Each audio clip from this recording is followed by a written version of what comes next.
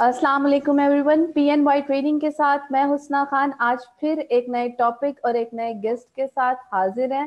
PNY training Lahore का best training institute है। हमारे पास मोर देन 75 फील्ड एक्सपर्ट हैं जो कि के अंदर डील करते हैं, जिसमें graphic designing, digital marketing, social media marketing, business courses से रिलेटेड है। We have a facility of online classes, so no matter where are you from, you just need to contact our representative and register. So this is the best time to upgrade your skill, because जितना productively आप अपना काम अपने skill को enhance करेंगे उतनी ज्यादा आपकी मार्केट में डिमांड बढ़ेगी। जी, तो आज के जो हमारे गेस्ट हैं वो बहुत ही ज्यादा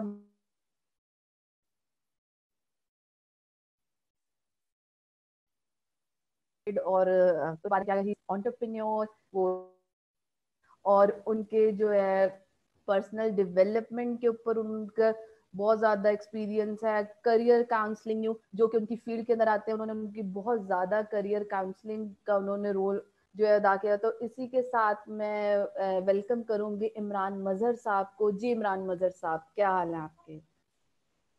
ये अल्हम्दुलिल्लाह हुस्ना, आप सुनाएं क्या हाल है। Thank you so much for inviting me for this session.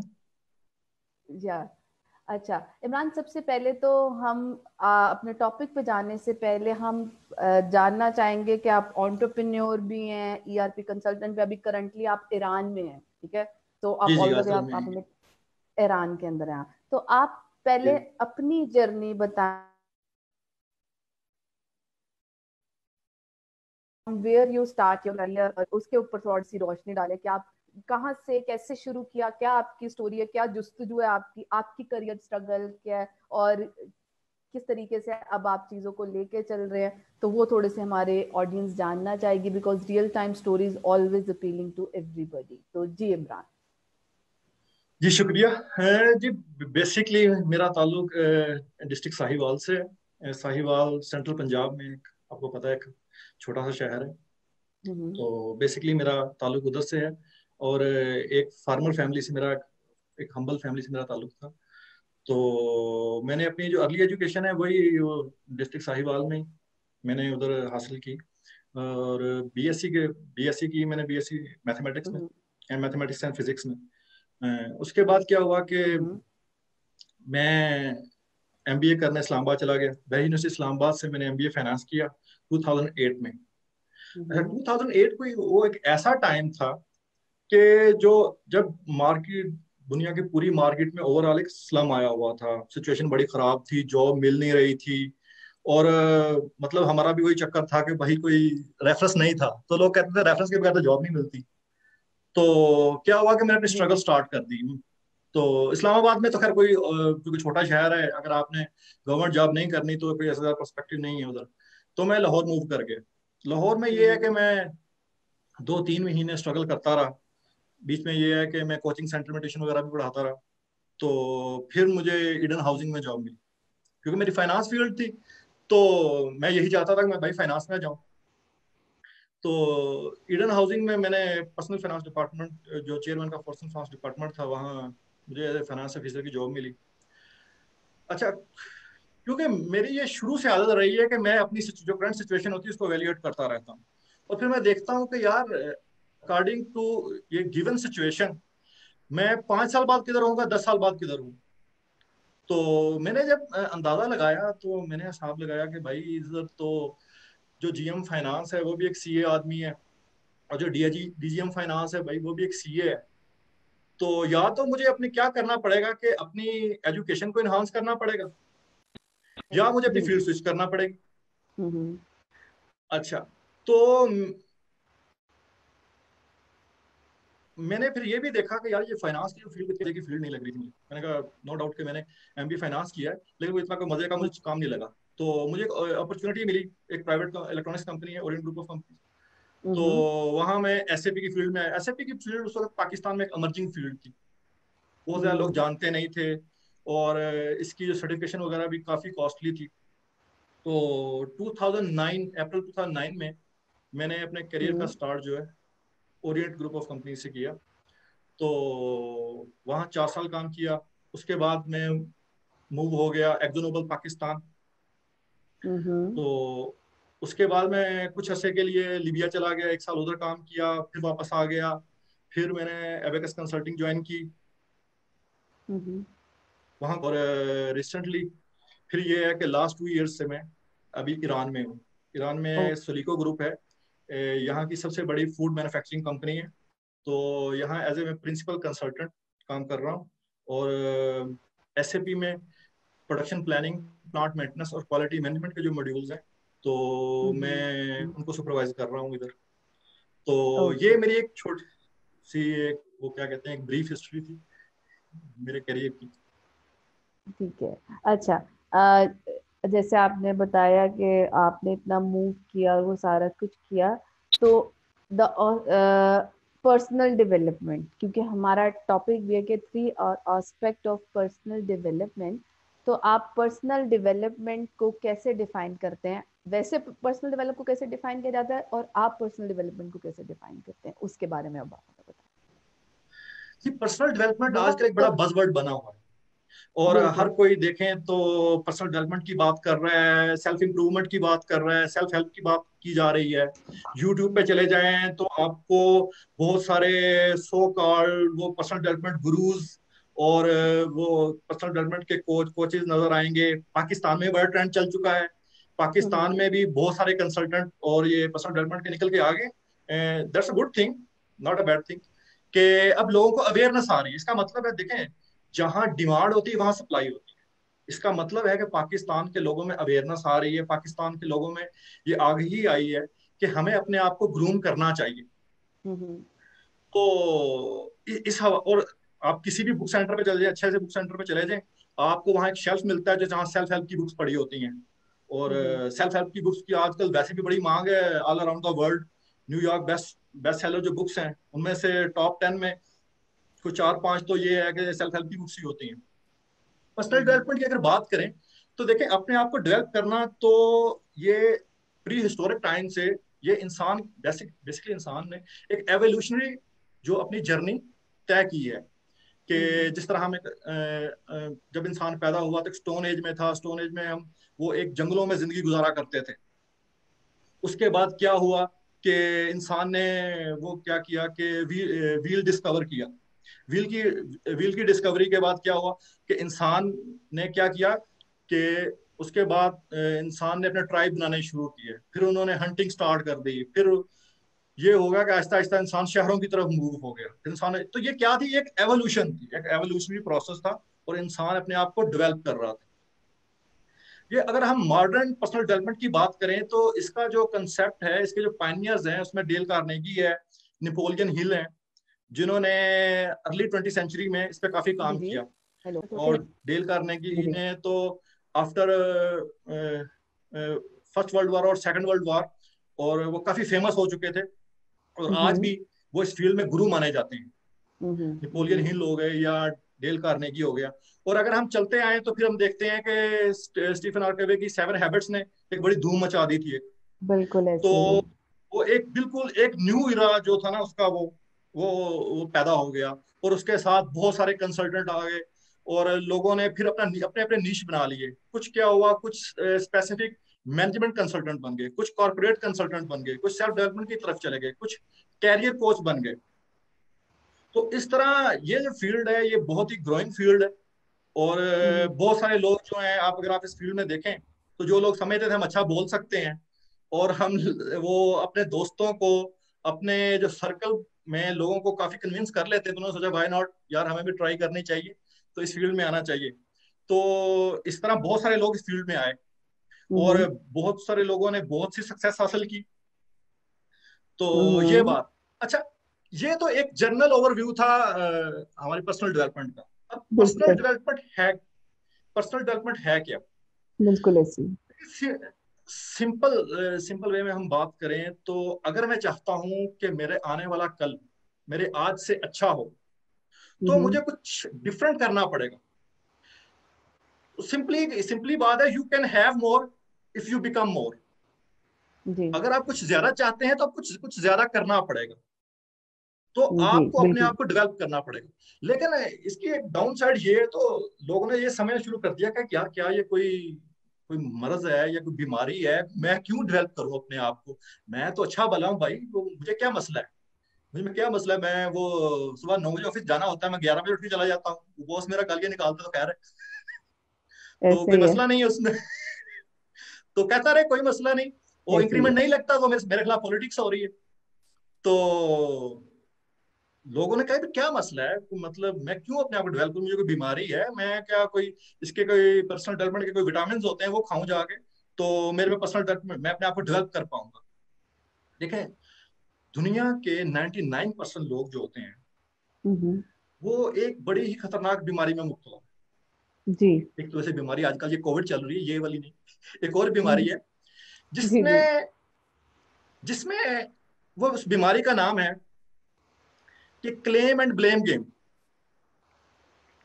आप किसी भी बंदे की स्टोरी सुन लें, उसमें 3 करैक्टर होते हैं, एक हीरो होता है, एक विलन होता है, और एक इसमें मजलूम आदमी होता है। जब जब वो अपनी सक्सेस की बात करेगा, वो हमेशा उसमें हीरो होगा, वो मैंने ऐसे कर दिया, मैंने ऐसे किया, वो तो बड़ा, बिल्कुल ऐसे ही है। वो तबाही मचा दी। हम्म। और जब जब उसकी नाकामी होगी वो मजलूम बन जाएगा, और मजलूमी की सारी वजह उसका विलन होगा। विलन कोई भी हो सकता है, आपका बॉस भी हो सकता है, आप आपका, और या आपके पीएस हो सकते हैं। वो आप कहेंगे यार मेरे फलाना दोस्त था, दोस्त बन के उसने मेरी टांग खींच ली। तो ये मसला है। लेकिन अब मसला ये है कि वो आइडेंटिटी, मसला किधर है? बिल्कुल ऐसे ही। अच्छा, इसके इसके बारे में एक स्टोरी है छोटी सी, कि जी। एक छोटा बच्चा था, तो वो एक लैंप पोस्ट के नीचे, एक उसका दोस्त आ गया। वो कहता भाई क्या ढूंढ रहे हो? कहता यार मेरी ना इधर चाबी खो गई है, मैं वो ढूंढ रहा हूँ, तो यार तू भी मेरी हेल्प कर। वो भी ढूंढना शुरू हो गया। ढूंढते ढूंढते आधा घंटा गुजर गया, तो आगे वो कहता भाई क्या मसला है, क्या कर रहे हो इधर, इतनी रात को क्या कर रहे हो? कहता है यार इसकी चाबी गुम हो गई और हम चाबी ढूंढ रहे हैं। वो उससे पूछता है यार चाबी किधर गुम हुई थी? वो कहता चाबी तो, उसने कहा चाबी घर में गुम हुई थी, इधर क्यों ढूंढ रहे हो? उसने कहा घर में लाइट नहीं है, इधर लाइट है। फिर से इधर ढूंढो। तो मसला ये है, मसला अगर हम ये कहेंगे कि यार मुझ में मसला है, फिर तो मुझे अपने आप को डेवलप करना पड़ेगा। मुझे मानना पड़ेगा कि मैं उतना कैपेबल नहीं हूँ जितने जितना मेरा कोलीग कैपेबल। हम्म। में क्या होता है कि जब भी इंक्रीमेंट लगता है तो एक बहुत लंबी एक वो शिकवों की लिस्ट आ जाती है, जिन जिनका इंक्रीमेंट ऐसा। नहीं अच्छा लगा होता, जिनका यहाँ 5%, 6%, 7% लगा होता है, ऐसा। तो लगता है जिसका हम्म। 20% इंक्रीमेंट लगा होता है। तो वो कहेंगे देखें जी, मैं तो देखें हमसे ना ये मतलब तलवे नहीं चाटे जाते, ये तो बॉस के तलवे चाटते हैं, ये तो इस तरह करते हैं, और हम नहीं इस तरह करते, मैं कभी इन कामों में इन्वॉल्व ही नहीं हुआ। या अगर आपको वो किसी वजह से परफॉर्मेंस की वजह से किसी जॉब से निकाल दिया गया, तो क्या कहेगा जी कि देखें जी मेरे खिलाफ पॉलिटिक्स बहुत होती है, और मैं तो शरीफ सीधा साधा आदमी हूँ, मैं तो ऐसे काम कर नहीं सकता। तो हम्म। भाई मैं तो इनसे हमेशा बच के रहता हूँ, और मैं तो जिधर भी जाता हूँ मेरे साथ तो यही होता है। तो जैसे जब जब आप किसी इंसान की इस तरह की बात सुने, तो इसका मतलब है उसने पर्सनल हम्म। डेवलपमेंट की जरूरत है। और अगर देखें, हम इन ऐसे ही ब्रॉडर है। पर्सपेक्टिव देखें, तो हम में से हर किसी को पर्सनल डेवलपमेंट की जरूरत है। अगर तो देखें, ऐसे ही है। आप नहीं चाहते कि आपका आने वाला कल आपके आज से कुछ अच्छा हो, तो आपको पर्सनल डेवलपमेंट की बिल्कुल जरूरत नहीं है। लेकिन अगर आप में मसले हैं, आप क्या करते रहेंगे, लेम एक्सक्यूजेज ढूंढते रहेंगे, लोगों को ब्लेम गेम करते रहेंगे, यार उसने ऐसे कर दिया, उसने ऐसे कर दिया, उसने ऐसे कर दिया। लेकिन जो रियल प्रॉब्लम है, रियल प्रॉब्लम कौन है? भाई रियल प्रॉब्लम मैं खुद हूं ना। मैंने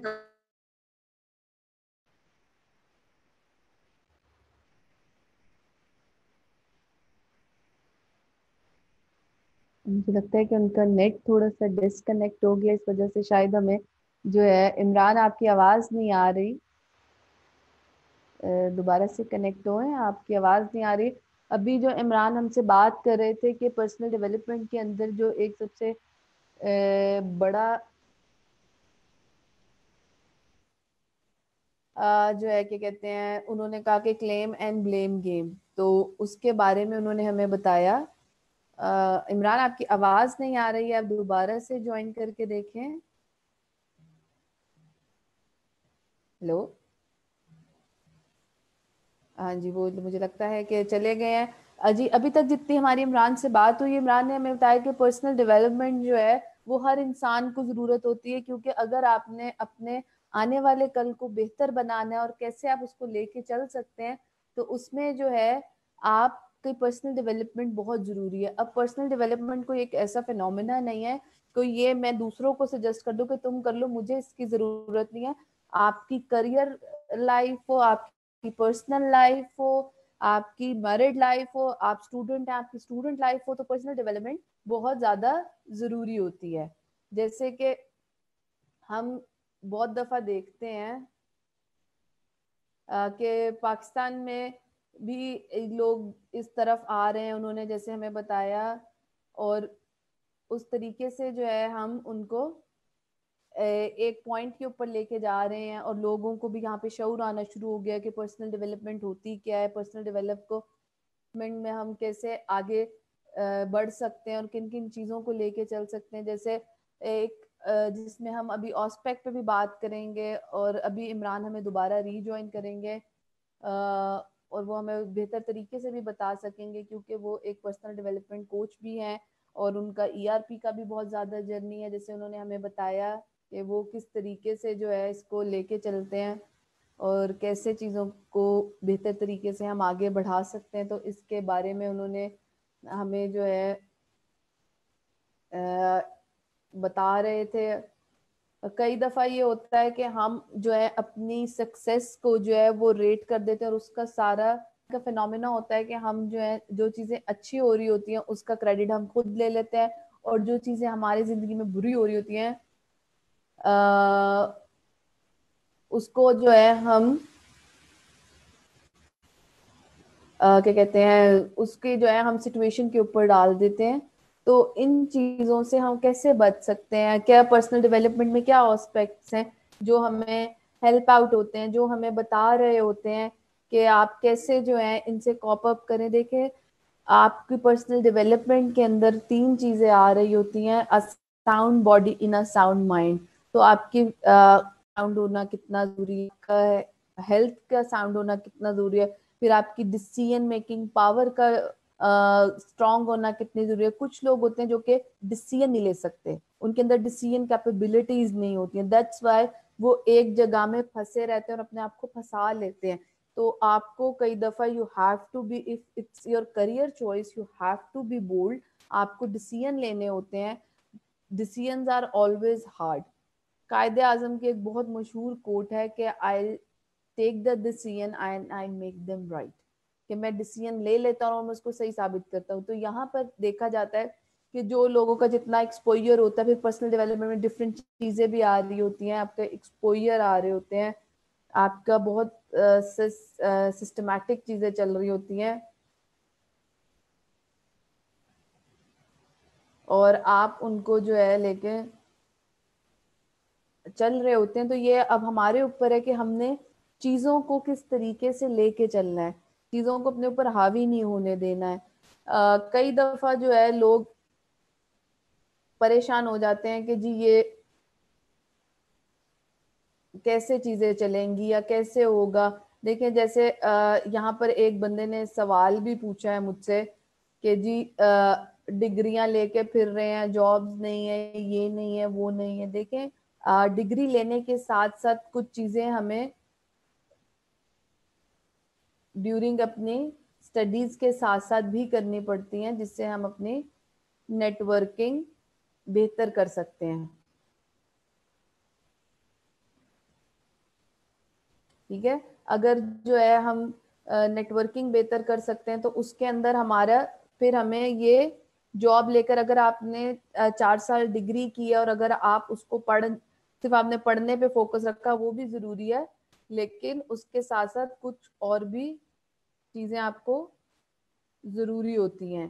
ठीक है, अगर हम ऑस्पेक्ट की बात करें, इमरान ने भी हमें ज्वाइन करना है, तो उसके अंदर 3 ऑस्पेक्ट जो आते हैं, अगर हम पर्सनल डेवलपमेंट को ज्वाइन करें, तो सबसे पहले आपकी स्पिरिचुअल आता है, फिर आपका फिजिकल आता है, एंड देन आपका मेंटल आती है। इमरान ने हमें फिर ज्वाइन कर लिया, वो हमें दोबारा से बताएंगे क्योंकि वो अब आ गए हैं। थोड़ा सा नेट का इश्यू हो गया था, that was the part of because ये ऑनलाइन सिस्टम में जो है we are use to it के नेट चला जाता है, तो इतना कोई वो नहीं है। We are everyone is facing this kind of a trauma in every day, क्योंकि आजकल ये एक बहुत ज्यादा इश्यू, क्योंकि सब ऑनलाइन है तो लोड होता है। तो और वो वैसे भी ईरान से। जी जी इमरान। जी सॉरी। जी जी कोई मसला नहीं।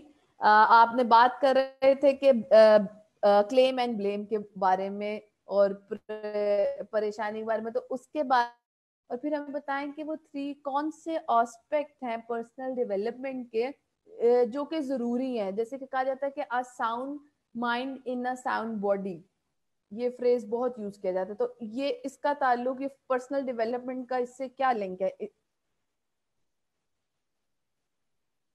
अच्छा जी, मैं अपनी बात को कंटिन्यू करूंगा। तो जी जी। मैं बात ये कर रहा था कि देखें, सबसे पहले आपको प्रॉब्लम आइडेंटिफाई करनी होती है कि प्रॉब्लम हम्म किधर है।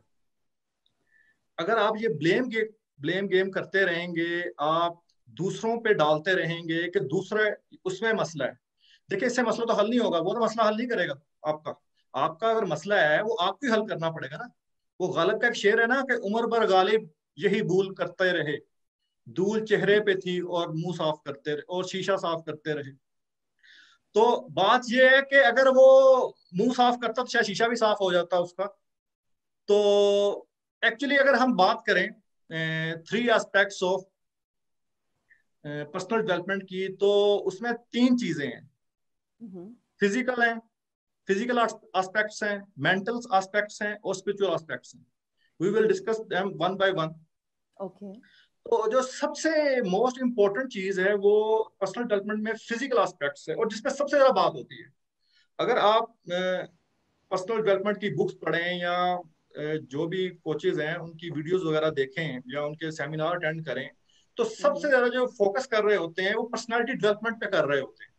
हम्म तो फिजिकल एस्पेक्ट्स में देखें तो दो चीजें। नंबर एक तो आपकी ड्रेसिंग है, नंबर दो आपकी फिजिकल अपीयरेंस है। हम्म फिजिकल अपीयरेंस में ये आ जाता है कि आपका बॉडी स्ट्रक्चर क्या है, बॉडी शेप क्या है, या आपका फेस कैसा है। देखें वो तो जैसे हम्म। अल्लाह ने आपको बनाना था वो बना दिया, जी जी। वो उससे तो कोई फर्क नहीं पड़ता।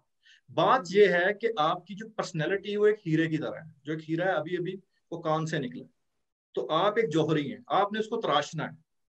तो जितना बेहतरीन आप उसको तराश पाएंगे तो उतना ज्यादा उसकी मार्केट में वैल्यू बनेगी। आप जानती हैं कि जो डायमंड होता है, डायमंड की जो वैल्यू होती है उसकी कट के बेस के ऊपर होती है। बिल्कुल। जितना डायमंड का कट अच्छा होगा, जितनी उसकी तराश खराश अच्छी होगी, उसकी वैल्यू उतनी ज्यादा होगी। तो सबसे अगर फिजिकल एस्पेक्ट्स में देखें तो सबसे जो मेन इंपॉर्टेंट चीज है जिससे आजकल लोग बहुत सफर कर रहे हैं वो है ओवरवेट। जी जी। लोगों का क्या होता है कि फॉर एग्जाम्पल 25 30 30 साल की एज हुई, अगर मैं मर कि उनका नेट फिर से चला गया है। और आवाज़ इमरान आपको आवाज़ आ रही है मेरी? टॉपिक बहुत अच्छा है, लेकिन ये नेट की डिस्ट्रैक्शन जो है हमें बार बार तंग कर रही है। आई डोंट नो ये क्या मसला है। जी जी इमरान। जी जी बोले बोले। अच्छा अच्छा, तो मैं बात फिजिकल एस्पेक्ट्स की बात कर रहा था। तो आजकल ओवरवेट का बहुत मसला है। हम्म और होता यह है कि जैसे लोगों की शादी होती है, 25 30 साल की एज होती है, तो लोग केयर करना छोड़ देते हैं। वो कहते हैं भाई अब शादी होगी तो क्या करना है, मैं कपड़े बदल के जाऊं कहाँ और बाल बनाऊं किसके लिए। जी तो बिल्कुल ऐसे। वो ज्यादा बॉदर नहीं कर रहे होते। और अगर आपने देखा हो, आपने कॉर्पोरेट वर्ल्ड का माशाल्लाह आपको भी एक्सपीरियंस है, तो बिल्कुल। जो 35 क्रॉस 35 की एज को क्रॉस कर जाते हैं, तो क्या होता है कि वो उनकी शर्ट उनकी पैंट से मैच नहीं कर रही होती। और शूज जो हैं वो एक एक हफ्ता वो पॉलिश भी नहीं करते। वो कहते हैं खैर है यार, मतलब जो होना था हो गुजरा। तो अब क्या करना है? देखें, बिल्कुल। होता ये है, एक सिंपल सी बात है कि your income can not exceed your personal development, sometime it takes a lucky jump. तो ये हो नहीं सकता कि आपने आपको आपने पर्सनली डेवलप नहीं किया और आपकी इनकम एक्सीड कर जाए। Hmm sometime it takes a lucky jump. क्या हो सकता है कि फॉर एग्जाम्पल आपकी सैलरी थी 1 लाख, आपने क्या किया, एक 40,000 वाला प्राइस बॉन्ड ले लिया। किस्मत अच्छी थी, हम्म। अल्लाह का करना ऐसा हुआ कि आपका प्राइस बॉन्ड निकल निकल आया, वो 4 करोड़ हम्म। 5 करोड़ का जो इनाम होता है वो आपको लगा है। हम्म। अब होता ये है कि आपने तो अपनी पर्सनैलिटी को वैसे डेवलप ही नहीं किया कि अगर आपके पास कभी 5 करोड़ रुपया आ जाए तो आप उसको कैसे मैनेज करेंगे। तो आप ओके। क्या करेंगे, आधे तो आपके रिश्तेदार ले जाएंगे आपसे वैसे ही उधार मांग के, वो कहेंगे वैसे ही इसने जीता है तो इसको तो जरूरत नहीं है। तो आधे क्या है, वो आपको बहुत सारे लोग मशवरे देने वाले आ जाएंगे। शायद ये भी हो सकता है वो जो जॉब करे वो जॉब भी छोड़ दे, जॉब छोड़ने के बाद क्या करे, मैं कारोबार कर लूं। वो अल्टीमेटली होगा क्या, क्योंकि अपने उसने अपने आप को, अपनी पर्सनैलिटी को उस लेवल पर डेवलप ही नहीं किया। तो बहुत अच्छी किस्मत हुई किसी की तो बच जाएगा, नहीं तो 2.5 3 साल बाद क्या होगा, वो सारे पैसे उड़ा लेगा और अल्टीमेटली क्या होगा कि फिर वो शायद वो फिर दोबारा जॉब ढूंढ रहा हो। तो सबसे पहली बात ये है कि सबसे पहले तो आप जिन लोगों, जो लोग ओवरवेट है ना, उनको अपना वेट कम करना चाहिए। अब ये कहने में बड़ी बात आसान है, लेकिन जो लोग ओवरवेट हैं वो जानते हैं कि कितना मुश्किल है। क्योंकि कहते हैं हम्म। यार देखें, 9 to 5 जॉब करनी होती है, उसके बाद कहाँ टाइम मिलता है। वो घर वाले भी कह रहे हैं भाईजान जल्दी घर पहुंचे, तो कैसे टाइम निकालेंगे। देखें वो टाइम नहीं निकालेंगे, क्या होगा कि वो बढ़ते बढ़ते 95 100 kg वेट हो जाएगा, 37 38 की उम्र को पहुंचेंगे, वो अंकल बन चुके होंगे, वैसे उनको डायबिटीज भी होगा और उनको ब्लड प्रेशर का भी मसला हो रहा होगा। तो 40 क्रॉस करेंगे तो शायद उनको नी का भी मसला हो जाए। तो होता ये है कि हमारा जो लाइफस्टाइल बन चुका है, हमें अपने लिए टाइम निकालना पड़ेगा। हमें अपनी एटलीस्ट, अगर आप ज्यादा एक्सरसाइज नहीं कर सकते तो दिन में 30 मिनट, अगर फॉर एग्जाम्पल आप सुबह उठते हैं नमाज के लिए उठते हैं, तो अगर आप घर के सरबराह हैं तो नॉर्मली ये होता है जो घर के सरबराह होते हैं वो पहले उठ रहे होते हैं। तो अगर आप सुबह उठते हैं तो आपके घर के करीब कोई पार्क है, कोई जगह है छोटी मोटी, 30 मिनट्स की आप वहां वॉक करें। और दूसरी बात ये है, आप अपनी जो कैलोरीज इनटेक है ना वो कम करें, अपना पोर्शन साइज कम करें। होता क्या है कि लोग बॉदर ही नहीं कर रहे होते। अब हम्म। आप देखें कि जैसे ये कोविड आया है तो लोग क्या कर रहे हैं, बहुत सारे लोग वर्क फ्रॉम होम कर रहे हैं। ऐसे तो ही। और तो कुछ हुआ नहीं हुआ, उन्होंने 5 5 10 10 kg वेट बढ़ा ली है अपनी।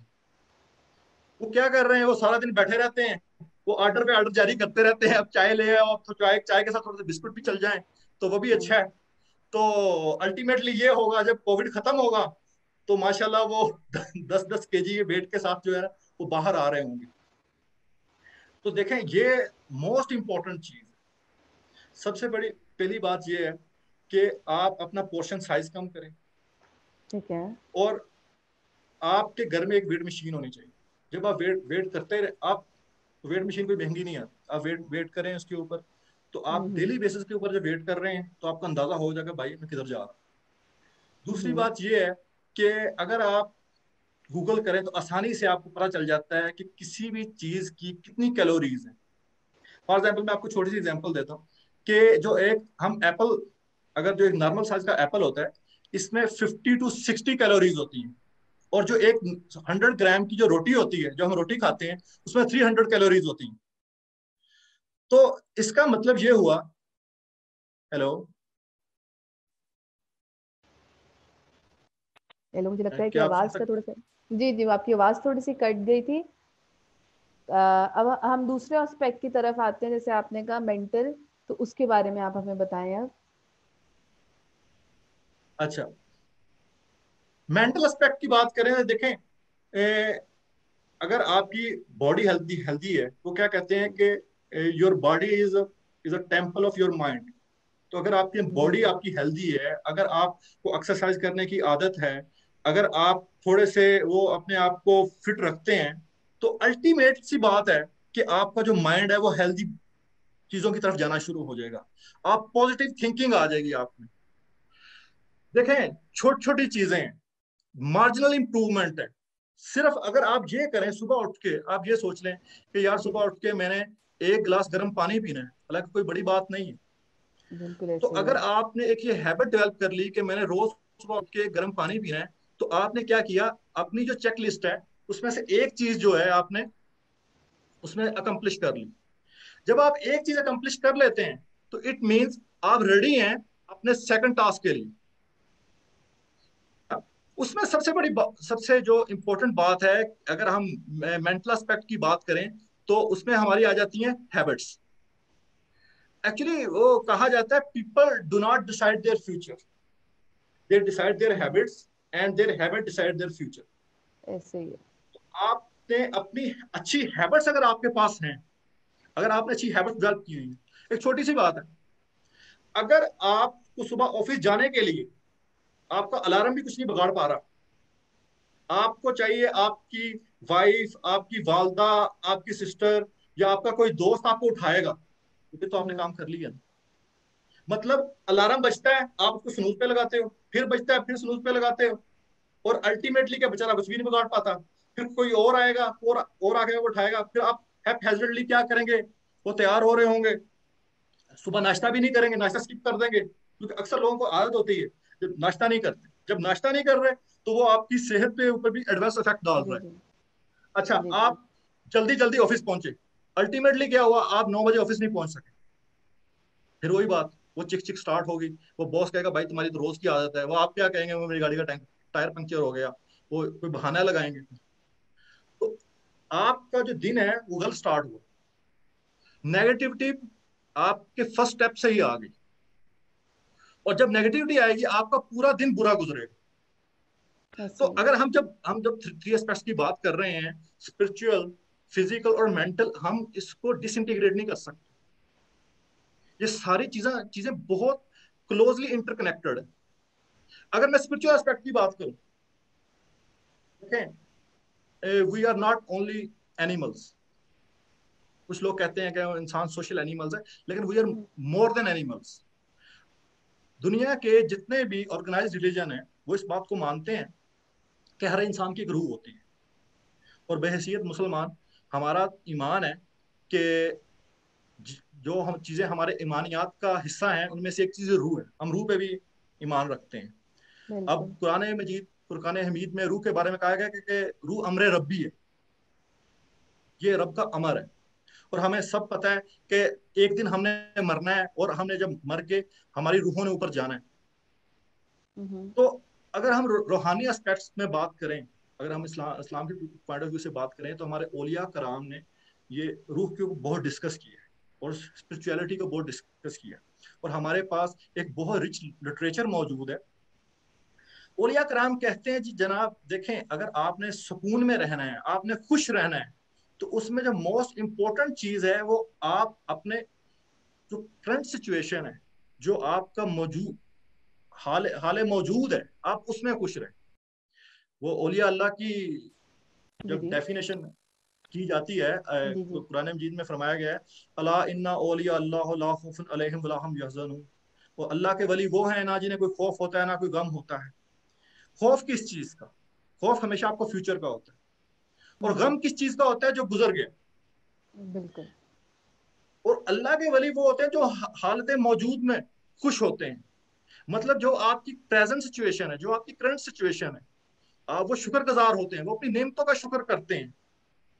और हम्म। फिर वो क्या करते हैं, वो जो उनका जो इनर सर्कल होता है, जो सर्कल ऑफ कंसर्न्स होता है, वो उसका ख्याल रखते हैं। देखें, जब आपका सर्कल ऑफ कंसर्न है, सबसे पहले आपका सर्कल ऑफ कंसर्न क्या है? आपकी फैमिली है, आपकी फैमिली है, आपके फ्रेंड्स हैं, आपके कोलीग्स हैं। सबसे पहली बात है जो मैं दो चीजों को इंटरकनेक्ट करने लगा हूं, कि हम्म। अगर आप 9 to 5 जॉब है, तो आपको पता है आपके ईमान का हिस्सा है ईमानदारी, ईमानदारी और दयानतदारी से काम करना। तो जो बंदा 9 बजे सुबह ऑफिस पहुंच ही नहीं सका, तो वो दयानतदारी से कैसे काम करेगा? उसने तो खयानत कर दी ना, पहले पॉइंट पे खयानत कर दी। हम्म। और फिर वो क्या, अगर वो वहां पहुंच भी गया, तो वहां उसने बजाय इसके कि वो डेडिकेटेडली ऑफिस के लिए टाइम अपना स्पेंड करे, वो और अगर एक्टिविटी उसने साथ शुरू की हुई है, तो खयानत कर रहा है। जब तक आप खयानत करेंगे तो अल्टीमेटली आप झूठ भी बोलेंगे। ऐसे। तो क्या हो रहा है कि आप में जो नेगेटिविटी है, आप अपनी रूह को आलूदा कर रहे हैं, आप खयानत कर रहे हैं, आप झूठ बोल रहे हैं, और उसके साथ जितने भी इंटरकनेक्टेड मसले हैं वो कर रहे हैं। उससे अल्टीमेटली क्या होगा, आपकी जो परफॉर्मेंस है वो अप टू द मार्क नहीं रहेगी। जब आपकी performance up to the mark नहीं रहेगी तो आप में वैसे नेगेटिविटी आना शुरू हो जाएगी। और अल्टीमेटली क्या होगा, अगर आप जॉब करते हैं तो आपका इंक्रीमेंट होगा, वो इंक्रीमेंट आपको ठीक नहीं लग रहा होगा, आपको लग रहा होगा कि यार शायद वो मेरा जो कोलीग है उसने मेरी शिकायत कर दी।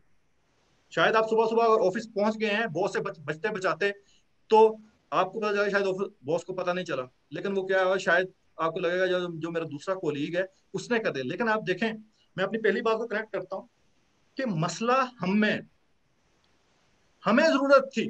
अब देखें हम क्या कर रहे हैं, अपने आप को ठीक नहीं कर रहे, दूसरों को ब्लेम कर रहे हैं। अब आपको मैं एक छोटी सी बात बताऊं कि दुनिया में सबसे जो नुकसानदेह चीज है, जो लोग इंसानियत को बहुत नुकसान पहुंचा रही है, जो एक एस्पेक्ट में नुकसान पहुंचा रही है, वो ग्रेविटी। लेकिन हमने कभी ग्रेविटी को बुरा नहीं कहा। देखें क्या होता है कि अगर जैसे हमारे कराची वाला वाकया हुआ है कि जैसे जहाज के इंजन फेल हुए तो जहाज नीचे गिर गया, बिल्कुल। तो किसी ने ग्रेविटी को तो बुरा नहीं कहा कि भाई जहाज का चलो इंजन फेल हो गया था, ग्रेविटी को तो नहीं नीचे नीचे लाना चाहिए था। या आपने हाथ में गिलास पकड़ा, आपके हाथ से गिलास फिसला और नीचे गिर गया, क्यों गिरा, ग्रेविटी की वजह से गिरा। आपको पता है भाई हम उसके खिलाफ कंप्लेन करके भी उसको कुछ नहीं बिगाड़ सकते। तो कोई भी दुनिया में आज तक कभी किसी ने ग्रेविटी को कंप्लेन नहीं किया। हम हमेशा उसकी कंप्लेन नहीं करते जिसका हम कुछ नहीं बिगाड़ सकते।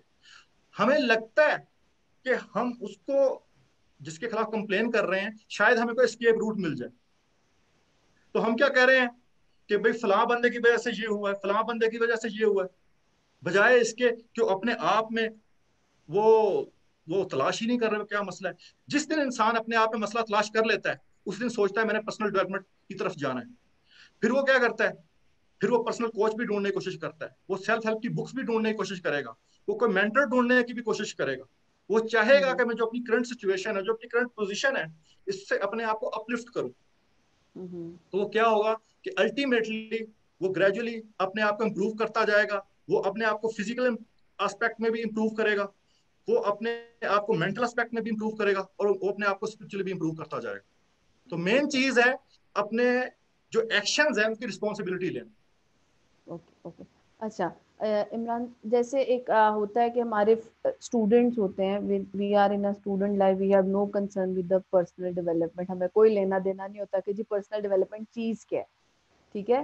तो जैसे कि ग्रेजुएट स्टूडेंट है, डिग्रीज लेके निकलते हैं, उनको बड़ा होता है कि उनको पर्सनल डेवलपमेंट नहीं होता, चले when they into the corporate world या कॉर्पोरेट सेक्टर के अंदर आते हैं तो फिर हम थोड़ा पर्सनल डेवलपमेंट और इसकी तरफ जाते हैं। तो उनके वो उनका बच्चों को क्या प्रॉब्लम, क्लूलेस, एक डिग्री, बच्चे जो है वो अपने, हमारे पाकिस्तान के अंदर तो इन्फ्लुएंशियली हम डिग्री यूनिवर्सिटीज में जाते हैं कि उसने किया था तो तुम भी ये कर लो, तुमने किया है वो कर लो, तो वो थोड़ा सा ये है।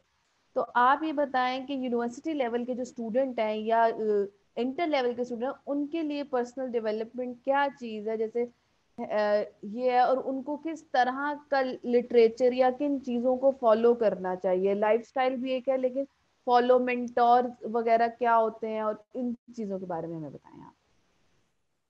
देखें वैसे तो ये कुछ सालों से यूनिवर्सिटीज में ट्रेंड आना शुरू हो गया है कि कैरियर काउंसलर भी रखे होते हैं उन्होंने, साइकोलॉजिस्ट हम्म। भी रखे होते हैं, जो जो पर्सनल वो सो कॉल्ड पर्सनल ग्रूमिंग कर रहे होते हैं, या वो कोशिश करते हैं कि हम कैरियर प्लेसमेंट ऑफिस भी होते हैं।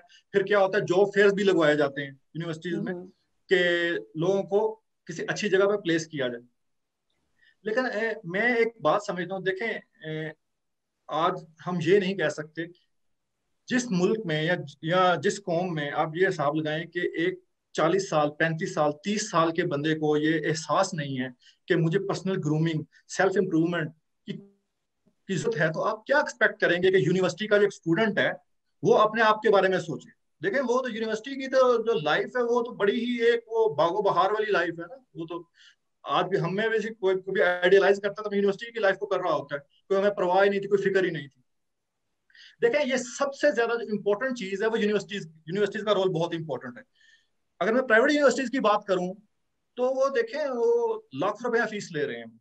किस चीज की फीस ले रहे हैं वो, आप देखें बहुत सारी यूनिवर्सिटीज ऐसी हैं कि वहां के जो जो ग्रेजुएट्स हैं, जिन्होंने बीबीए हम्म। किया हुआ है, जिन्होंने एमबीए किया हुआ है, आप उनसे एक सिंपल एप्लीकेशन लिखवा के देख लें, जॉब एप्लीकेशन, वो जॉब एप्लीकेशन नहीं लिख पाएंगे। मेरा ख्याल है ग्रामेटिकली करेक्ट और स्पेलिंग के हिसाब से करेक्ट वो शायद जॉब एप्लीकेशन भी ना लिख पाए। तो मैं नहीं समझता उस बच्चे का कसूर है। देखें, अगर हर यूनिवर्सिटी कहती है कि हमारा सो कॉल्ड एक मेरिट है, हमने मेरिट पे लिया ना, आपने मेरिट पे एक बच्चा लिया, और उस बच्चे को फ्लरिश करना, उस बच्चे की मेंटल अपब्रिंगिंग करना, उसको फिजिकली, मेंटली या स्पिरिचुअली आप अपलिफ्ट करना, किसका काम था? वो यूनिवर्सिटी का काम था। और यूनिवर्सिटी वो रोल प्ले ही नहीं कर रही। चले, मसला ये है कि अब हमारे मुल्क में सिचुएशन ये है कि आप ये नहीं कह सकते कि भाई ये काम होना चाहिए था या ये काम नहीं होना चाहिए था। तो हम तो, रियलिटी ये है कि यहाँ नहीं हो रहा। तो अब सवाल ये, इसका हल क्या है? जी। इसका हल है कि यूनिवर्सिटीज के बाद जो सेकंड रिस्पॉन्सिबिलिटी है वो किसकी है? पेरेंट्स की रिस्पॉन्सिबिलिटी है। माँ बाप को ये इतनी आगाही होनी चाहिए कि हमारा बच्चा किस डायरेक्शन में जा रहा है। पहली बात तो ये है कि होता ये क्या है कि नॉर्मली हमारे जो पेरेंट्स होते हैं वही उनके ऊपर थोप रहे होते हैं कि भाई तूने तूने क्या किया, तुमने इंजीनियरिंग करनी है। पहले तो बात ये है कि सबको बोलते हैं भाई, हमारे मुल्क में ये सोचा, ये ट्रेंड था पहले, अब तो माशाल्लाह काफी चेंज हो रहा है कि या तो आपने प्री इंजीनियरिंग करनी है या प्री मेडिकल करनी है, या तो आपने इंजीनियर बनना है या डॉक्टर बनना है।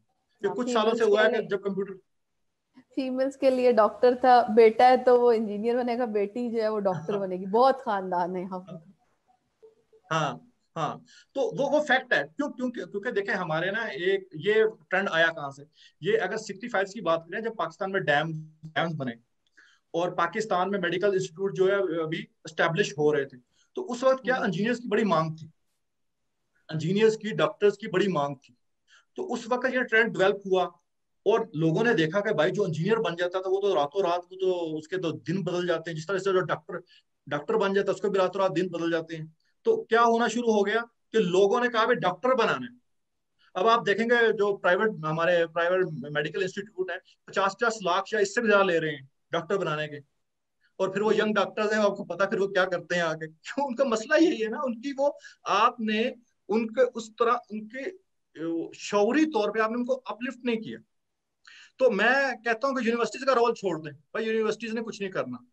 दूसरी बात है कि पेरेंट्स की, पेरेंट्स को देखें, बहैसियत इंसान हमारा सबसे जो मेन रिस्पॉन्सिबिलिटी है कि मैं इस माशरे को अच्छे इंसान दे सकूं। वो जो बच्चे मैंने पैदा किए हैं, वो अच्छे जो बच्चे हैं, वो उनको अच्छे इंसान बना के मैं डिलीवर कर सकूं। मेरी सबसे जो इंपॉर्टेंट रिस्पॉन्सिबिलिटी ये है। अगर आप ही ये रिस्पॉन्सिबिलिटी नहीं अदा कर पा रहे तो भाई आप आउटसोर्स कर रहे हैं ना, तो आपके यूनिवर्सिटी कर देगी, ये कर देगा, वो कर देगा। तो बहैसियत बाप या बहैसियत माँ, आपको रिस्पॉन्सिबिलिटी लेनी चाहिए ना उनकी। आपको पता होना चाहिए। सबसे पहली बात, आपने देखा होगा हमारे कितना मसला हुआ था कि बहुत सारे स्टूडेंट्स जो थे हमारे ऐसे इंस्टीट्यूट में चले गए जो एचईसी की तरफ से रजिस्टर्ड ही नहीं थे, जी। और वहां उन्होंने लाख रुपया फीस दी। तो भाई किसका बिल्कुल। कसूर है? भाई आपने क्या इतनी जहमत भी नहीं की कि एचईसी की वेबसाइट पे जाके देख लें कि उधर वो इंस्टीट्यूट रजिस्टर्ड भी है या नहीं? अब अगर आप डेवलपमेंट की बात कर रहे हैं, तो पेरेंट्स को डेवलपमेंट की बहुत जरूरत है। पेरेंट्स को पेरेंटिंग की जो है, उन उनको ट्रेनिंग की जरूरत है कि भाई आप प्रॉपर पेरेंटिंग किस तरह कर सकते हैं। तो वो जो है वो एस्पेक्ट है, वो वालदैन बेसिकली देखें, अगर यूनिवर्सिटी रोल प्ले नहीं कर रही तो फिर ये वालदैन का। अच्छा, लेकिन मैं आपको बताऊं, कुछ बच्चे ऐसे होते हैं जिनको बचपन से ही पता होता है। मैं आपको बात बताऊं कि जिस बंदे ने बड़ा इंसान बनना होता है ना, उसको बचपन से ही पता होता है, उसके अंदर बचपन से स्पार्क होता है, और वो सबसे डिफरेंट होगा। वो खुद ही अपने जो रास्ते तलाश करता जाएगा और वो आगे बढ़ जाएगा। वो मसला फिर क्या होता है, वो जो मीडियोकर्स होते हैं, मसला तो मीडियोकर्स के साथ है ना। जो एवरेज एवरेज स्टूडेंट है, जो एवरेज बच्चे हैं, वो पीछे रह जाते हैं। आप अक्सर खबर सुनी होगी कि वो रेडी वाले की बेटी ने टॉप कर लिया। बिल्कुल बिल्कुल। वो फला एक गरीब ड्राइवर की बेटी ने सीएसएस कर लिया। अभी मैं आज एक न्यूज पढ़ रहा था कि एफबीआर में एक ड्राइवर है, तो उनकी बेटी ने सीएसएस कर ली। देखें, बिल्कुल मैंने भी देखी थी न्यूज़। देखें, मुझे एक बात बताएं कि अब हमारे पास क्या एक्सक्यूज रह गया? हम अपने बच्चों को देखें, आजकल जो भी माँ बाप है, जितने भी इनके वसाइल हैं, वो अपने वसाइल में बेहतरीन कोशिश कर रहे हैं बच्चों को अच्छे इंस्टीट्यूट में भेजने की। और चाहे उसके लिए उनको अपनी लाइफ को सफर करना पड़े, वो उनको अच्छे इंस्टीट्यूट में भेज रहे हैं।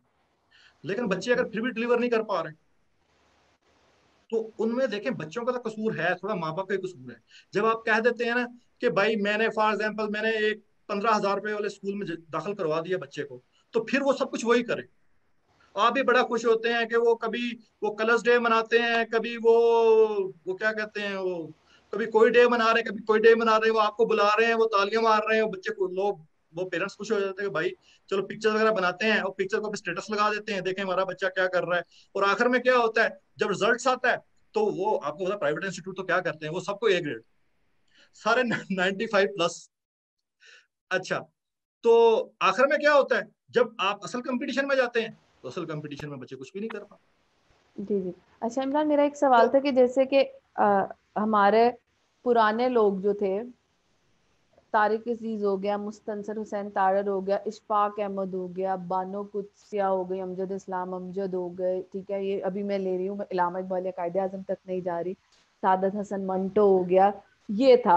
आज के जो हमारे मॉडल हैं वो अगर हम कहना चाहें तो जी टिकटॉक के स्टार्स हो गए, आमिर लियाकत जैसे लोग हो गए, फहद मुस्तफा जैसे लोग हो गए, और इस तरह के लोग आ गए। तो डोंट यू थिंक कि ये पर्सनल डेवलपमेंट की एक तरफ एक जनरेशन है जो इनरिच थी, ये एसिड थे हमारे, और अब हमारे पास जो एसिड्स हैं जिनको लोग फॉलो कर रहे हैं वो ये लोग हैं। तो ये नहीं कुछ आपको लगता कि कहाँ जा रहे हैं हम, कहाँ जा रहे हैं? टिकटॉक है, माँ बाप भी कोशिश कर रहे हैं, लेकिन इन्फ्लुएंसर्स का जो इन्फ्लुएंस है, आपको पता है ना कि एक इन्फ्लुएंसर होता है, ये पर्सनालिटीज इन्फ्लुएंसर्स होती हैं, तो ये भी तो है कि एक वो दौर था कि जब हमारे पास ये इन्फ्लुएंसर थे जो लोग इशफाक अहमद को फॉलो करते थे, लिटरेचर को फॉलो करते थे, लेकिन आज जो है हम टिकटॉक स्टार को फॉलो करते हैं। आजकल आपकी वैल्यू ये है कि आपके नंबर ऑफ फॉलोअर्स कितने हैं, इस चीज से कोई ताल्लुक नहीं रखता कि आपका नॉलेज कितना है, आप नॉलेज सीकर कितने। तो इस बारे में आप बताएं। देखें, उर्दू में एक बड़ा स्किल वर्ड है इसके लिए, जिसे कहते हैं कहतुर रजाल, मतलब इंसानों का कहत। तो अगर हम ओवरऑल देखें ना हर फील्ड में, हम we are moving from sublime to ridiculous. तो आप किसी भी फील्ड में देख लें, वो हमारे माशाल्लाह यही हाल है। वो आपको, आपने एक बड़ी अच्छी एग्जांपल दी है, ये फाहद मुस्तफा और ये ऐसे लोगों की, माशाल्लाह डॉक्टर अमर लियाकत आपका पीएचडी भी की हुई है, पता नहीं किधर से की हुई है। जी तो बोलते माशाल्लाह बहुत अच्छे हैं। और आपको पता नॉन स्टॉप जितना मर्जी उनसे बुलवा लें, लेकिन वो क्या बोलते हैं वो नहीं पता चलता, वो मतलब क्या बोल रहे हैं वो। तो देखें, मैं आपको बताऊं कि सिचुएशन ये है कि हमारे मुल्क में पहले हेल्थ ने सफर किया, तो क्या हुआ कि प्राइवेट क्लिनिक्स ने जगह ले ली इनकी। जी। एजुकेशन ने सफर किया, तो उसकी जगह प्राइवेट स्कूल्स और प्राइवेट कॉलेजेस और प्राइवेट यूनिवर्सिटीज ने जगह ले ली। बिल्कुल बिल्कुल। तो देखें, आपको जब हेल्थ का मसला होता है, आप जना हॉस्पिटल तो नहीं ना जाते। कोई गरीब नहीं। आदमी होता है जना हॉस्पिटल चला जाए, आप कोशिश करेंगे यार अच्छे से अच्छे जगह में अपने बच्चे को लेके जाऊं। स्कूल की बात करेंगे, आप अच्छे से अच्छी जगह लेके जाएं। हम्म। तो जनाब बात ये है कि जो अगर आपको आपको पता है ना कि यार देखिए टिकटॉक का दौर है, या ये है कि वो इंस्टाग्राम का दौर है, छोटे छोटे बच्चों ने अपने इंस्टाग्राम चैनल्स बनाए, वो क्या वो वो पेजेस बनाए होते हैं, और वो पिक्चर्स वो बना बना रहे होते हैं, और वो काम चल रहा होता है। देखें हुआ क्या है, पेरेंट्स ने क्या किया है कि बजाय इसके कि वो बच्चों को टाइम देते, उन्होंने उनके हाथ में मोबाइल पकड़ा दिया। हम्म। मैं आपको बताऊं कि जो बच्चा होता है ना, अगर माँ बाप पर्सनली उसको टाइम दे, वो कभी मोबाइल से नहीं खेलेगा। जी जी।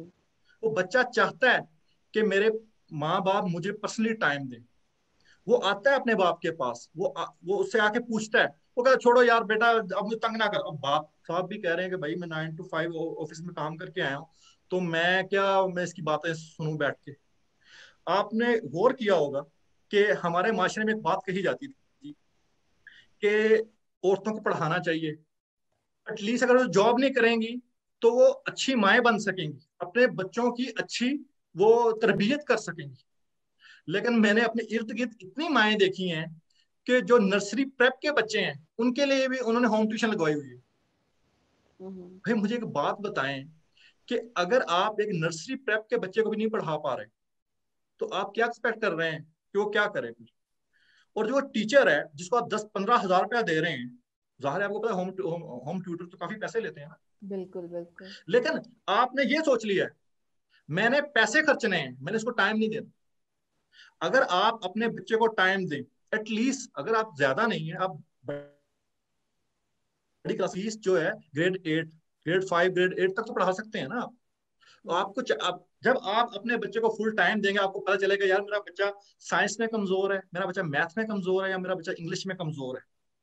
आपको आपका क्या होगा कि जो उसके साथ पर्सनल लेवल के ऊपर इंटरेक्शन ज्यादा बढ़ेगा, आपको उसका एप्टीट्यूड ज्यादा पता चलेगा, भाई उसका एप्टीट्यूड किस में है। आपको होता क्या है कि नॉर्मली मैट्रिक तक पहुंचते पहुंचते आपको अंदाजा हो जाता है कि बच्चे ने क्या करना है। अब आपने तो कभी पता ही नहीं किया कि आपके बच्चे का एप्टीट्यूड क्या है, तो आपने क्या किया भाई कि नहीं बेटा तूने साइंस पढ़नी है, हालांकि साइंस में शायद उसका एप्टीट्यूड ही ना हो। कभी आपने उसको जी पढ़ाया होता तो आपको पता होता ना। मैं आपको बताऊं, मैं ना गवर्नमेंट को बुरा कहता हूँ। देखें, ये गवर्नमेंट को बुरा कहने से ना कोई फर्क पड़ने वाला नहीं है। कुछ आपने बीमार होते हैं तो डॉक्टर के पास जाते हैं ना, अच्छे डॉक्टर के पास जाते हैं, अच्छे स्कूल में बच्चे को भेजते हैं, तो ये भी आपकी रिस्पॉन्सिबिलिटी है, ये पेरेंट्स की रिस्पॉन्सिबिलिटी है। पेरेंट्स को इससे मफर हासिल नहीं हो सकता, वो इससे नहीं भाग सकते कि स्कूल नहीं ये कर रहा, फलां नहीं ये कर रहा, भाई आपको करना पड़ेगा। आपके बच्चे में जो गलत आदत है वो सब उसके पेरेंट्स रिस्पॉन्सिबल है। मैं तो सिंपली ये जानता हूँ कि ओके ओके। देखें, अगर आप मोबाइल एक्स्ट्रा आपके घर में होता ही ना तो वो कैसे यूज करता। अगर आपने उसको टाइम दिया होता, अगर आप कभी उसके पास बैठ के आपने क्या कहते हैं माशाल्लाह एक कार्टून नेटवर्क है, वो नॉन स्टॉप 24 आवर्स उस पर कार्टून चलते हैं, और कुछ नहीं तो वो वही लगा के दे देते हैं कि भाई जिसको इसको बैठ के लूप में कार्टून चलते रहते हैं, वो देखते रहो, वो हमें तंग ना करो। वो क्या होता है कि आप बैठे वो गप्पे मार रहे होते हैं, वो माएं बैठी गप्पे मार रही होती हैं, तो बच्चा आ जाता है बेटा बेटा जाके खेलो जाके उधर। वो क्या करती है, वो मोबाइल पकड़ा देती है, वो कहते हैं मोबाइल पकड़ा दो। फिर देखें आप जब हर काम में शॉर्टकट करेंगे तो फिर वो टिकटॉक स्टोरी बनेंगे ना, फिर तो वो 7-10 मिनटों और वो अशफाक अहमद तो नहीं बनेंगे ना। ओके तो ये ओके। बात। अच्छा, अब हमारा क्योंकि शो इख्तिताम से मैं आपसे जानना चाहूंगी, जैसे आपने शुरू में भी कहा था कि पर्सनल डेवलपमेंट पे बहुत ज़्यादा बुक्स हैं, और एक आपने 7 habit of highly effective people की भी बात जिक्र किया था। तो आप बताएं कि वो कौन कौन सी बुक है। देखिए, कुछ बच्चे होते हैं जिनमें बहुत अर्ज होती है पर्सनल डेवलपमेंट की, पर उन्हें समझ नहीं आती करना क्या है। तो उस तरह के भी बहुत से लोग हैं जो अपने अपने आप को खुद सेल्फ ग्रूम कर रहे होते हैं, पर्सनल डेवलप कर रहे होते हैं। तो उनके हवाले से आप बताएं कि किस तरह की किताबें पढ़नी चाहिए और कौन सी अच्छी किताबें हैं। अच्छा, जिस बंदे ने तो किताब कभी नहीं ना पढ़ी, मैं ऐसे कहूंगा कोई भी पढ़ गई, तो स्टार्ट में ऐसा कर कोई भी पढ़ किताब, जो भी तेरा इंटरेस्ट है ना, जो भी तुझे अच्छा लगता है वो किताब पढ़। हम्म, क्योंकि देखें, अगर आप उसको स्टार्ट में कह देंगे ना कि डैनियल कामेन की थिंकिंग फास्ट एंड स्लो पढ़े, तो फिर तो वो नहीं पढ़ेगा। वो तो इतनी बोरिंग किताब है कि आप उसके 2 पेजेस पढ़ेंगे तो भाग जाएगा। पहले तो अगर आपने किसी भी बंदे में वो बुक रीडिंग की हैबिट डेवलप करनी है, उसे कहना है भाई जो तेरा दिल करता है वो पढ़, 6 महीने एटलीस्ट ये है वो पढ़े, उसके बाद आपको रिकमेंड करें इसको। तो देखें, मेरी जो फेवरेट बुक है, सबसे जो फेवरेट बुक है, मैं सबसे जो ज्यादा जोर देता हूँ, मैं इस बात पे जोर नहीं देता कि देखें आप फलां बुक पढ़ें फलां बुक पढ़ें। मैं कहता हूँ कि आप में क्रिटिकल थिंकिंग अगर डेवलप हो जाए ना, तो आपको पता चल जाएगा कि मेरा रास्ता क्या है। तो हमें हमारे एक्चुअली आप देख लें कोर्स, हमारी यूनिवर्सिटीज में क्रिटिकल थिंकिंग पढ़ाई नहीं जाती। अगर ऐसे ही आप है। एमएस कर रहे हैं या पीएचडी कर रहे हैं तो उस लेवल पे आपके पास कुछ रिसर्च के कोर्सेज होते हैं, इसमें कुछ आपको लॉजिक या क्रिटिकल थिंकिंग पढ़ा देते हैं, वरना आपको क्रिटिकल थिंकिंग पढ़ाई नहीं जाती।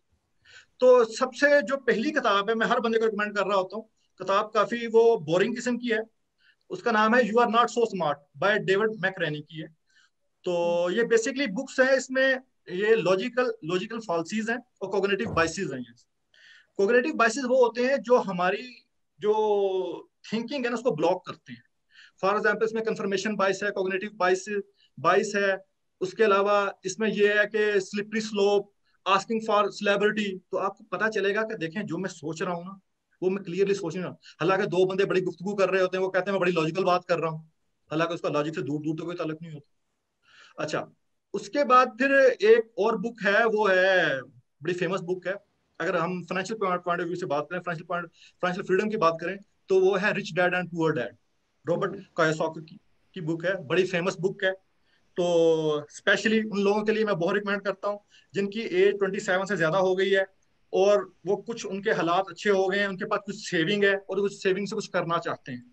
तो बहुत ही अच्छे तरीके से, और रॉबर्ट कायोसाकी ये ट्रम्प साहब के दोस्त हैं, हाँ तो जी। ये काफी शातिर आदमी है। तो इन्होंने ये, और ये बुक, और इस बुक को पढ़ने के बाद मेरी जिंदगी में बहुत बड़ी ट्रांसफॉर्मेशन आई थी। तो ये बुक बहुत अच्छी है। और इसके बाद एक बुक है जो अभी जिसका मैंने जिक्र किया, थिंकिंग फास्ट एंड स्लो, ये मेरे पास अभी है, मैं ये कुछ दिन पहले ही मैंने ली है। थिंकिंग फास्ट एंड स्लो, ये डेनियल खैनमैन की है। और डेनियल खैनमैन साहब एक इसराइली जो है साइकोलॉजिस्ट, वैसे तो यहूदी नसारा से नफरत है, लेकिन फिर भी वो इसराइली साइकोलॉजिस्ट हैं, और ये नोबेल प्राइज विनर है। और बहुत ही अच्छी बुक है, specially again how you can think clearly. तो और ये उसके अलावा एक हैबिट्स, मैंने आपके हैबिट्स के बारे में बात की, तो हैबिट्स के बारे में बुक है, ये है जनाब जेम्स क्लियर की एटॉमिक हैबिट्स। ये भी मैंने कुछ दिन पहले परचेज की है, ये बहुत अच्छी बुक है। और ये आपको बताती है कि आप अच्छी हैबिट्स डेवलप कैसे कर सकते हैं, और जो आपकी बुरी हैबिट्स हैं वो छोड़ कैसे सकते हैं। इसके साथ मैं एक बात और बताना चाहूंगा कि जी जी। देखें भाई, हम क्या कहने का तो बड़ा आसान है कि बुक्स पढ़ो, बुक्स पढ़ो, बुक्स पढ़ो, और ये बात फैक्ट भी है कि आपके अगले 5 साल या 10 साल कैसे होंगे, ये आप दो चीजें डिफाइन करेंगे, the company you keeps and the books you read. You read, बिल्कुल। लेकिन देखें, बुक्स पढ़ना इतना आसान नहीं, लेकिन आजकल मुश्किल नहीं रहा। आप जाएं, आपको बहुत सारी वेबसाइट्स मिल जाती हैं जहां बुक्स की समरीज पड़ी होती हैं। भाई आपको आधा घंटा भी नहीं लगेगा, आप समरी पढ़ सकते हैं, चैप्टर वाइज समरीज पड़ी होती हैं। ये भी पसंद नहीं, यूट्यूब पे जाएं, 10-10 मिनट्स की समरीज पड़ी होती हैं। आपको क्रक्स मिल जाएगा, मेन आइडिया मिल जाएगा, बुक्स कहती क्या है। तो अब आपके पास कोई एक्सक्यूज रहा नहीं, वो क्या कहते हैं, जहां चाह वहां राह। तो अगर बिल्कुल आप बुक्स बिल्कुल। नहीं भी पढ़ना चाहते तो आप समरीज पढ़ लें, तो इससे भी आपको मेन आइडिया मिल जाएगा। मैं इस पे एम्फेसिस नहीं करता कि भाई बुक्स लाजमी पढ़ो, जिसका शौक है वो पढ़े, लेकिन नहीं शौक तो भाई एटलीस्ट आप यूट्यूब पे समरी देख सकते हैं, समरी पढ़ सकते हैं, तो आपको काफी हेल्पफुल हो सकता है। बिल्कुल मतलब कि हमें वो अच्छा देखना रादर देन कि आप अपना टाइम वेस्ट। हाँ, टाइम वेस्ट करें आप, अर्तगरुल गाजी की वो 500 एपिसोड देख लें तो वो भी अच्छा है। मैं तो ये सोच रहा था। हेलो। के हेलो जी जी, आवाज आ रही है आपको मेरी? जी जी जी। जी, अच्छा कंटेंट देखना ज्यादा जरूरी है। जहां तक आपकी मुझे बात समझ आई कि बुक नहीं पढ़ना, ऑब्वियसली बुक रीडिंग। यहाँ लोग कहते हैं कि पहले हमने 23 साल किताबें पढ़ी, अब हम आगे से किताबें पढ़ें। मतलब दिस इज अ क्वेश्चन। तो वो है कि कंटेंट अच्छा देखा जाए। आप अपने कोई एक अच्छा कंटेंट, अच्छी बात, जैसे आपको याद होगा कि जब हम स्कूल में हुआ करते थे, अब तो सुनहरी बातों का एक चार्ट हमारी क्लास में लगा होता था ताकि बच्चे उसे रोज रोज देखें। एग्जैक्टली, तो वो सुनहरी बातें एग्जैक्टली। जो है अभी भी कितनी जरूरी है कि रोज हमें कोई एक सुनहरी बात या कोई सेइंग शेख सादी साहब हो गए, मतलब ऐसे सारे इतने हमारे भी स्कॉलर्स हैं, तो उनके बारे में आप बताएं कि लोगों को क्या करना चाहिए कंटेंट के हवाले से कि अच्छा कंटेंट पढ़ें और कहाँ से पढ़ें। देखें, जिस माशरे में ये बात हो ना कि सोची पे आते बंदा गया, किताबा ना पढ़ी, पढ़ पढ़ के बंदा पागल हो जाता है तो भाई आप वो कैसे लोगों को डेवलप करेंगे उनमें हैबिट। अच्छा, बच्चों में आप, जो कुछ स्कूल्स हैं, वैसे मैंने नोट किया है कि कुछ स्कूल्स ऐसे हैं जो बच्चों में शुरू से बुक्स रीडिंग की हैबिट डेवलप करने की कोशिश करते हैं। बच्चे छोटे हैं ना, आप उनको स्टोरीज दें, स्टोरीज ला के दें, स्टोरीज पढ़ें, कोई मसला नहीं है इसमें। वो एक सर्टन एज तक स्टोरी पढ़ें, लेकिन वो क्या होगा, एक सर्टन एज के बाद उनको स्टोरीज बोरिंग लगना शुरू हो जाएगी। वो ये फिर ये भी हो सकता है कि वो शायद अपना लेवल थोड़ा अपलिफ्ट कर ले, थोड़ा नावल पढ़ना शुरू करें। नावल पढ़ने में कोई मसला नहीं। देखें, वो कभी ना कभी तो किसी अच्छी किताब की तरफ जाएगा ना। अब मसला तो उन बिल्कुल। लोगों का है कि आपकी जिनको आवाज बुक्स कट पढ़ने रही की है। आदत ही नहीं। जी जी। मसला तो वो है जिनको बुक्स पढ़ने की आदत ही नहीं। तो बात ये है कि भाई नहीं बुक्स पढ़ सकते, तो मैंने जैसे कि बताया है कि बहुत सारी वेबसाइट्स हैं हम्म जिन पे पूरी पूरी बुक्स की समरीज पड़ी हुई है।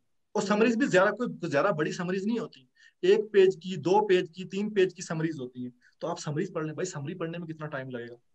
लेकिन नहीं पढ़नी तो फिर वो तवीज तो अभी तक वो बाबा जी ने किसी ने बनाना शुरू नहीं किया, अभी किसी पर्सनल डेवलपमेंट कंसल्टेंट ने, कि वो जी तवीज जी। बना के वो देना शुरू कर दे।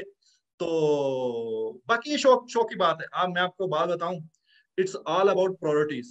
ये कोई बंदा नहीं कह सकता कि मेरे पास टाइम नहीं है। लोगों के पास अर्तुगरुल गाजी की 500 एपिसोड देखने का टाइम है। और अगर मुझे नहीं पता कितने 1 घंटे की एपिसोड होती है, अगर 1 घंटे हाँ की भी जी, एपिसोड है, इसका मैंने मतलब है खुद कि टू बिल्कुल हंड्रेड 500 पे, डेज बिल्कुल। 200 डेज 200 डेज में तो भाई आप खुद तलवार चलाना घुड़सवारी सीख लो तो अर्तुगरुल से अच्छे शायद।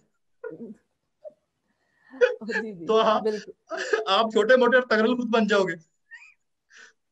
तो बात यही है कि देखें, हजरत अली करमल्ला वजह का कौल है, समाने इबरत बहुत है लेकिन इबरत पकड़ने वाले बहुत कम। बिल्कुल एक्सक्यूज नहीं है। आप मुझे बताएं, यूट्यूब और गूगल के जमाने में कोई एक्सक्यूज है आपके पास जी, कि बिल्कुल नहीं है। मुझे तो समझाने वाला ही कोई नहीं है। यार मुझे मिल नहीं सकता डाटा। मुझे मुझे डेटा नहीं मिल रहा। डेटा लोग ढूंढने को माशाल्लाह जहां से मर्जी डाटा ढूंढ लेते हैं, जो उनकी पसंद का डाटा होता है। जी बिल्कुल, बिल्कुल ऐसी है। अच्छा, इमरान, हम इस अब टॉपिक को सम अप करेंगे। हम चाहेंगे कि आप बस इसको सम अप करें टॉपिक को, और कुछ मेजर पॉइंट जो है वो दोबारा से रिवाइज करें। फिर हम अपने सेकंड थोड़ा सा एक छोटी सी गेम है रैपिड फायर राउंड, वो आपके साथ करेंगे, की तरफ शो को लेके चलेंगे जी। कि मैं पर्सनल डेवलपमेंट के बाद मैं आसान से आपको एक हल बताना चाहूंगा अपने व्यूअर्स को, कि अगर आप बुक्स नहीं पढ़ना चाहते, आप अ, कोई वीडियोस नहीं देखना चाहते, सिंपली एक ऐसा करें, एक आइडियल को चुन लें अपने। और आइडियल कोई जीता जागता इंसान होना चाहिए। वो आपका कोई बड़ा भाई आइडियल हो सकता है, आपका आपका कोई कजन हो सकता है, आपका कोई टीचर हो सकता है, आपका कोलीग हो सकता है, कोई आपका बॉस हो सकता है। आप उसको आइडियल, लेकिन आपने आइडियल वो चुनना है जो आपको लगे कि वो सक्सेसफुल इंसान है। तो अल्टीमेटली क्या होगा, आप फिर उसको कॉपी करना शुरू कर दें। अगर मैं ड्रेसिंग की बात करूं तो सिंपल ड्रेसिंग का सिंपल सा रूल ये है कि आपका मुकाबला ड्रेसिंग में आपकी कंपनी के सीईओ के साथ होना चाहिए, आपके बॉस के साथ नहीं। आपके सीईओ के साथ होना चाहिए मुकाबला। आप कहें मैंने सीईओ से अच्छी ड्रेसिंग करके आनी है। और मेंटल मेंटल लेवल पे बात ये है कि आप थोड़ा थोड़ा इंप्रूव करें अपने आप को, रोज इंप्रूव करें। जो मार्जिनल इंप्रूवमेंट है ना, वो देखें 365 डेज है। 365 डेज में हर रोज मार्जिनल इंप्रूवमेंट है ना, वो आपको बहुत आगे ले जाएगी। अपनी विल पावर को इंक्रीज करें। फॉर एग्जाम्पल, मैं एक बड़ा आसान सा हल बताता हूँ लोगों को, कि जो लोग कहते हैं मैं सुबह उठ नहीं सकता, मैं कहता हूँ लोग आप तो पहले दिन ही माशाल्लाह उठेंगे। आपने सिंपल काम करना है। आपने 9, अगर फॉर एग्जाम्पल 7 बजे का अलार्म लगाया, आपने 7 बजे नहीं उठ सकते, तो आपने क्या करना है, 7 बजे का अलार्म था नहीं उठे, आप 7:30 उठे, आपने सुबह उठना है, पर्स खोलना है, 500 रुपए का नोट फाड़ देना है, और अपने आप से कसम खा लें कि जब मैं सुबह नहीं उठूंगा 500 रुपए का नोट फाड़ा करूंगा। आप माशाल्लाह कभी उठेंगे नहीं, आप दूसरे दिन 7 बजे से पहले उठ के बैठा करेंगे। नहीं तो 500 रुपए में दिन पड़ा करेगा आपको सुबह ये रोज। सही है। तो मेन चीज में ये है, कुछ भी नहीं करना चाहते भाई, एक आइडियल चुन लो, तो एक गुरु चुन लो अपनी रियल लाइफ में। वो कायदे आजम को अपना आइडियल ना बना लो। वो कायदे आजम तक तो माशाल्लाह हमारे कायदे सानी भी नहीं पहुंच सके, तो हमने क्या पहुंचना। बिल्कुल ऐसी है।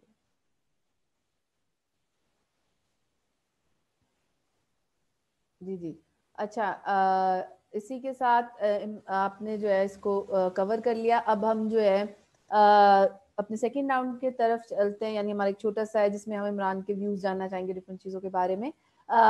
उससे पहले पीएनवाई ट्रेनिंग का दोबारा से छोटा सा इंट्रोडक्शन के आईटी का ट्रेनिंग इंस्टीट्यूट है। आप यहाँ पर रजिस्टर कर सकते हैं फॉर आईटी कोर्सेज के लिए।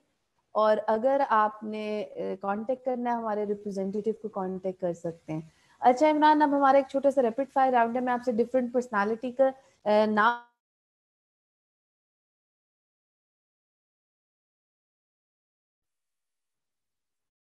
हेलो। हेलो। हेलो जी जी। ये आपकी आवाज जी अच्छा आ गई। जी, आगे जी। मैं अब आपसे पॉलिटिकल के Imran Khan as a leader, as a cricketer. Victor. Okay. Sheikh Rashid. Sheikh से कुछ भी ना करें तो ज्यादा अच्छी बात। ओके। ख्वाजा आसिफ साहब। ख्वाजा आसिफ साहब स्टेज ड्रामा कर ले।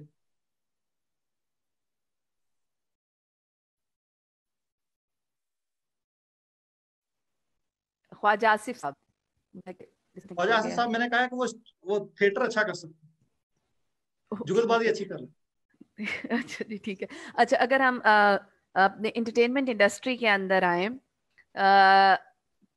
या हाँ, उनकी तरफ आए, तारिक अजीज साहब, अभी अभी हमने एक बहुत एसिड को खोया है अपने, तो उनके बारे में आप क्या कहना चाहेंगे? तारक जी साहब माशाल्लाह जी, वो क्या कहते हैं, एक हमाजहत और एक वो क्या कहते हैं, एक दौर का नाम है। और मेरा तो तारक जी साहब के साथ पर्सनल इंटरेक्शन भी रहा है कि मैं छोटा सा था तो मैंने तारक जी शो में गया था, तो वहाँ क्विज कंपटीशन में मैंने मोटरसाइकिल विन की थी।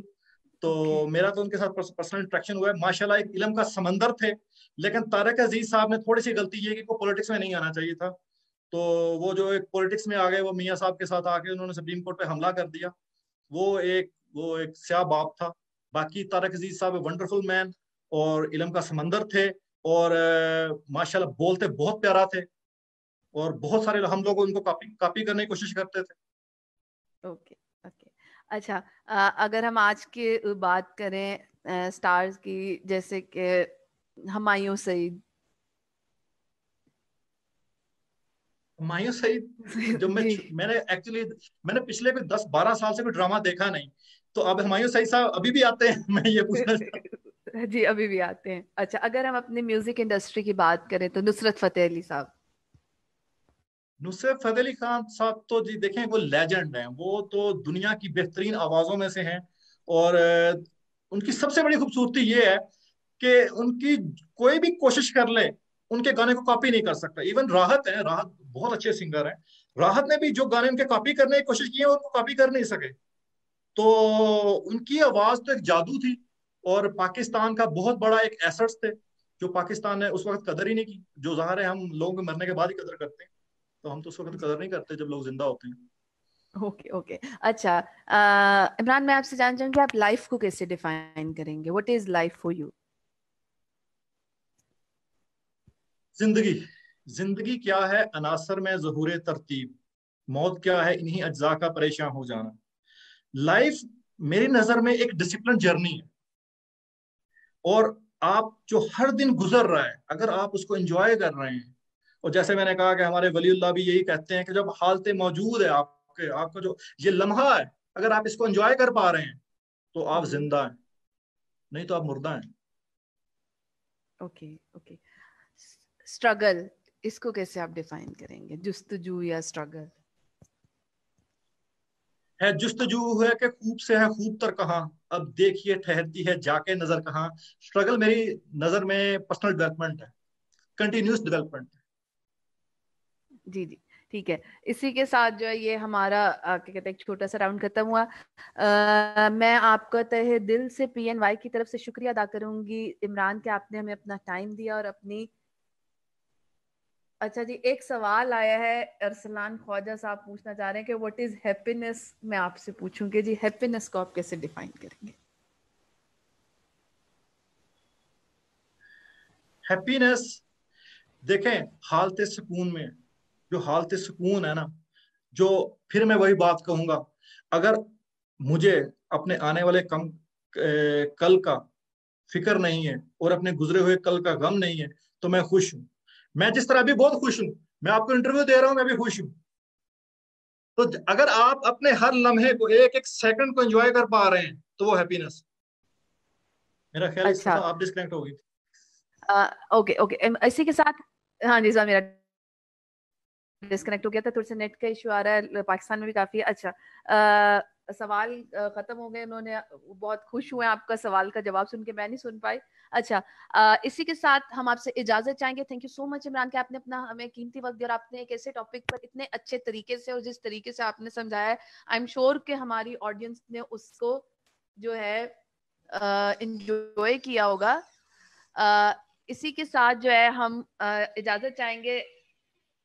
बहुत बहुत शुक्रिया हुस्ना आपका, और PNY ट्रेनिंग का खास तौर पे, कि उन्होंने मुझे ये अपॉर्चुनिटी फराहम की कि मैं आपसे इंटरेक्ट कर सकूं, अपने व्यूअर्स के साथ इंटरेक्ट कर सकूं। और बहुत जी बहुत जी शुक्रिया आपका कि आपने एक बड़ा जी अच्छा एक सेटअप बनाया है, बड़ा अच्छा एक काम शुरू किया हुआ है ये। जी, हमारी कोशिश है कि हम अच्छे से अच्छे टॉपिक पर ज्यादा से ज्यादा लोगों को अवेयरनेस दें, क्योंकि ये चीजें जो है इनके बारे में उस तरीके से उतनी ज्यादा बात नहीं की जाती जितनी करनी चाहिए, because this is the foremost thing which each individual, no matter he is a corporate professional और इधर वो अपनी पर्सनल लाइफ में भी, पर्सनल डेवलपमेंट हर जिंदगी के फेज में डिफरेंट लैंग्वेज से लेकर आती है। तो इस वजह से अच्छा, हम आपके हमारे प्लेटफॉर्म से की सिचुएशन है तो हम चाहेंगे कि आपको लोग देख रहे हैं, आप एक अवेयरनेस मैसेज दें, क्योंकि पाकिस्तान में इस वक्त कोविड की जो सूरत हाल है वो बहुत खतरनाक हद तक बढ़ गई है, तो आप उसके बारे में कुछ कहें, फिर हम इख्तिताम करते हैं अपना। मैं पाकिस्तानी से यही कहना चाहता हूँ, देखें जी, मैं ईरान में हूँ, तेहरान में हूँ। तेहरान में इस वक्त जो सिचुएशन ये है कि यहाँ मोर देन 100,000 केसेस हैं, और मैंने कोविड को अपनी आंखों से देखा है। ये भाईजान, ये बिल्कुल एक रियलिटी है, और इसको माने, और जो आपको डॉक्टर्स कह रहे हैं, जो गवर्नमेंट कह रही है, उसको माने, उसको फॉलो करें। कोई जहर का टीका नहीं लगाता। कोई आपको वो जानबूझ के कोविड में नहीं डाल रहा। गवर्नमेंट को कुछ नहीं मिल रहा। WHO जो है वो, उसके अमेरिका ने फंडिंग बंद कर दी है, उनको अपने लाले पड़े हुए हैं। तो अपनी फिक्र करें, अपने बुजुर्गों की फिक्र करें। आपके बुजुर्ग जो हैं वो ज्यादा रिस्क पे हैं, उनकी फिक्र करें, और अपने आप को जितना बचा सकते हैं बचाएं। और जान है तो जहान है। तो कुछ नहीं है, 2 नहीं, 3 नहीं, 4 महीने बाद ये इंशाल्लाह खत्म हो जाएगा। जिंदगी दोबारा फिर उसी तरह रवा दवा रहेगी। तो अपने आप को जितना बचा सकते हैं बचाएं, और कंस्पायरेसी थ्योरीज को खुदा के लिए पाकिस्तानियों छोड़ दो। जी जी, बिल्कुल ऐसे ही है। इसी के साथ हम इजाजत लेना चाहेंगे। कल फिर हाजिर होंगे एक नए टॉपिक और एक नए गेस्ट के साथ। तब तक के लिए मुझे हुस्ना खान को इजाजत दें, and thank you so much Imran, thank you for your time. Allah Hafiz. Thank you so much. खुदा हाफिज।